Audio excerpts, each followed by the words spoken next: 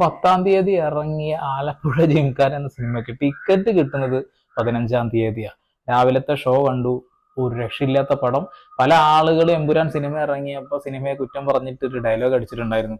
നമ്മളൊക്കെ ഒരു എന്റർടൈൻമെന്റ് പ്രതീക്ഷിച്ചുകൊണ്ടാണ് പോകുന്നത് സിനിമക്കൊക്കെ. അവിടെ പോയിട്ട് അതും ഇതാണ് കാണേണ്ടത് എന്നുള്ളത്. അങ്ങനെ ഒരു ഡൗട്ടുള്ള ആളുകളൊക്കെ ആണെന്നുണ്ടെങ്കിൽ നിങ്ങൾ നിർബന്ധമായിട്ടും ആലപ്പുഴ ജിംഖാന വന്ന് കാണുന്നത് നല്ലതാണ്. നല്ലൊരു എന്റർടൈൻമെന്റ് സിനിമയാണ്. എനിക്ക് ഭയങ്കര ഇഷ്ടപ്പെട്ടു. അതേപോലെ തന്നെ ബസൂക്ക എന്ന സിനിമയും എനിക്ക് ഇഷ്ടപ്പെട്ട സിനിമയാണ്. ചെറിയൊരു പ്രോബ്ലങ്ങളൊക്കെ ഏതൊരു സിനിമയിലും വരും. ആ ഒരു രീതിയിലുള്ള പ്രോബ്ലംസ് ഒക്കെ ഈ സിനിമയ്ക്കുണ്ട്, ആ സിനിമക്കുണ്ട്, എല്ലാ സിനിമക്കുണ്ട്. ഓക്കെ, അപ്പൊ എന്തായാലും നമുക്ക് ആധികാരികമായിട്ട് കിടക്കാം. ഖാലിദ് റഹ്മാനാണ് ഈ ഒരു സിനിമയുടെ തിരക്കഥ ഒരുക്കിയിരിക്കുന്നത്. ശ്രീനി ശശിധരൻ ചേർന്നുകൊണ്ടാണ് അത് മുഴുവനാക്കിയിട്ടുള്ളത്.